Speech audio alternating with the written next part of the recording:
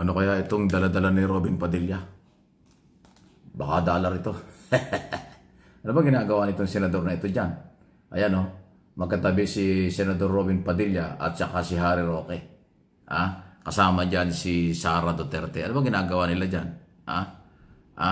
Anong ginagawa ni Mr. Robin Padilla sa ICC, sa Netherlands? Okay? Okay, yan po yan o. O yan.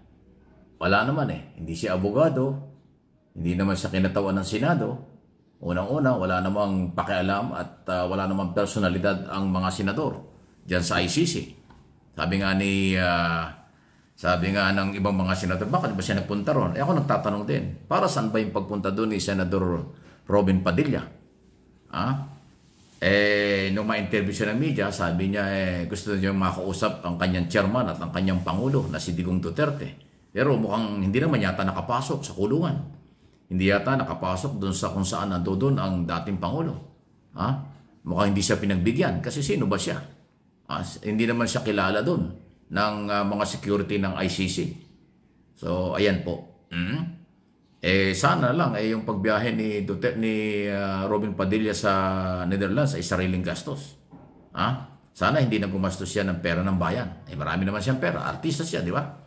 Pero kung ito gumastos pa ng taong bayan, sayang naman. Pero palagay ko hindi kasi ang sabi ni Senate President Escudero, wala daw travel authority. So pag walang travel authority, hindi opisyal ang biyahe. Personal. Sana nga personal kasi wala naman talagang personalidad. Kasi silang tatlo.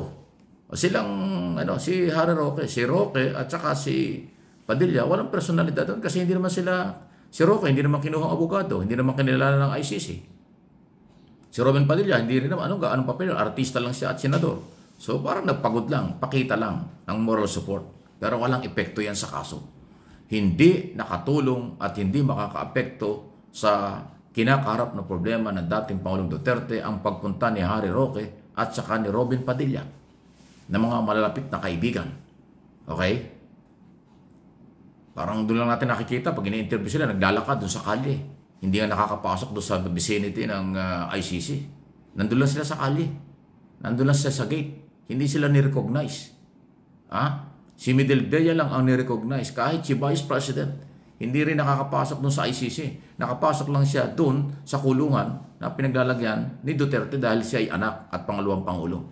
Pero yung iba, hindi po nakakapasok. Kaya parang alalang. Para saan na kailang pagpunta ron? Again, kaya ako kinukwento ito at tinatalakay, huwag nyo kasing igaya ang kulungan at politika at justice system dito sa Pilipinas kaysa ICC. Milya-milya ang layo. Kung gaano kalayo ang Pilipinas sa ICC, sa Netherlands, ganon din kalayo, triple ang layo ng sistema, ng politika at saka ng korte. Yan po sa kinalalagan ngayon ni Duterte. Yan po yung malaking pagkakaiba. Hindi makukuha sa drama. Hindi makukuha sa pag-aumarte. Hindi pwedeng makuha yan sa kasikatan bilang artista. At hindi makukuha yan bilang senador. Wala silang pakialam sa anumang personalidad ng ibang lahi. Ang pinakikialaman lang ng ICC ay yung complainant na Pilipinong nagpunta ron. At yung akusado na kanilang ipinaaresto. At yung abogado, namili pa sila kung sinong i-recognize. Hindi nga abogadong lawyer. Abogadong puti, international lawyer ang ni-recognize ng ICC. Diba? Kung si Medellea in-recognize temporary lang, ay artista pa kayang Robin Padilla. So hanggang ano lang talaga, moral support lang siguro ang dating. Ano po inyong masasabi niyan? Okay? Samantala, ito na. Nakahanda na po ang Justice Secretary. Ito yung isa pang controversial kasi naman bakit nga ba itong ayaw panindigan yung kanyang trabaho? Kaya tuloy, ayan ang lumalabas ngayon. Si Justice Secretary Remulla ang siyang kakatauan sa gobyerno by the authority of the Executive Secretary, Office of the President, doon sa trabahong ayaw gawin ng Solicitor General. Kasi mayroong habeas corpus na ipinail ang magkakapatid at anak ni Duterte na si Pulong, Baste at si Kitty para sa pansamantalang paglaya.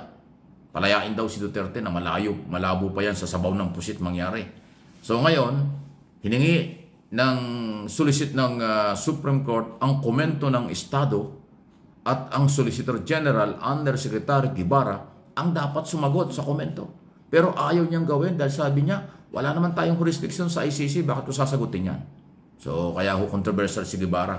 Pinagre-resign na nga nung iba eh. Ngayon sabi ni Remulla, siya daw ang binigyan ng authority ng Malacanang na sumagot at willing siya na humarap sa Korte Suprema para kanyang panindigan at sagutin ang kung kinakailangan, kung makakaroon ng argument, oral argument o kung ano man, haharap daw siya. Ito ang paliwanag niya. Ng personal, si Justice Secretary Jesus Crispin Remulla sa Korte Suprema para ipagtanggol ang gobyerno sa pagkakaaresto at pagdala kay dating Pangulong Rodrigo Duterte sa The Hague, Netherlands. Ito'y matapos sabihin nga ng DOJ na sila na ang magiging abogado ng mga opisyal ng gobyerno sa SC dahil sa pagtanggi ng Office of the Solicitor General na sagutin ng writ of habeas corpus petition na isinumite ng magkakapatid na mga Duterte. Sabi pa nga ni Remulla, may mga batas na silang handang ibala laban sa petisyon at naniniwala pa rin sila na hindi nasakop ng batas sa Pilipinas ang sitwasyon ni Duterte sa The Hague. For a possible round of legal arguments, if need be, because the way that I've said it already, it's a done deal. Yeah. The man is already under the jurisdiction of the ICC. It is extraterritorial, it's in another country. So, it's beyond the scope of our legal system already. We have already turned over the person arrested.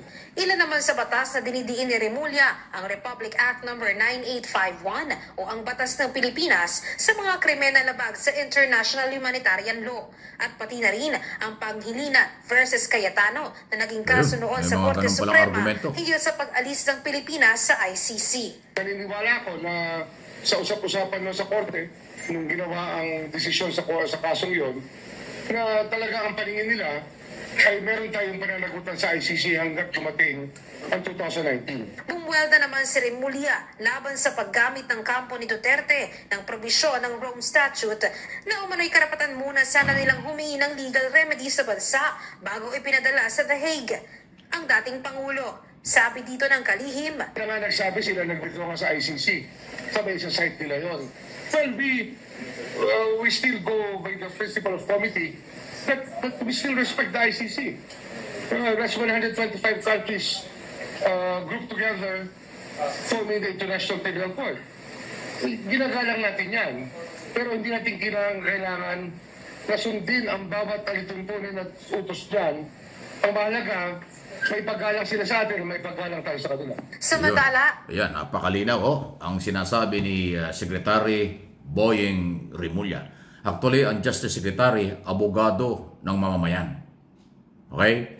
Ang Solicitor General, yan ang abogado ng gobyerno. Pero hindi gawin, ayaw gawin ni Secretary Guevara, Solicitor General, na magkomento sa hinihiling ng Korte Suprema. Kaya napilitan na po ang Malacanang na umaksyon. Nagbigay na siya ng authority, go signal, authority by the President. Si Remulla ang haharap kung kinakailangan daw makipag-argumento or makipag-debate sa Korte Suprema. Ayun. So, mabutin lang at merong Remullang may lakas ng loob at DOJ na haharapin. Pero yung Solicitor General, hindi ko alam kung bakit iba ang kanilang paniniwala. Kaya nga may panawagan, dapat daw tanggalin na si Guevara. Baka ang loyalty nito ay na kay Duterte. Kasi ito ay dating Justice Secretary noong panahon ni Duterte. Pangalawa, kung meron daw delikadesa, dapat mag-resign. Kasi yung trabaho niya hindi ginagawa. Naloko na. Ano inyong masasabi dyan? Masasalimot na usapin. Robin Padilla, hindi kailangan, walang nagagawang tulong, walang nagawang tulong doon sa pagpunta sa Netherlands. At Remulla, inutusan na harapin ang Korte Suprema. Please like and share ng video ito.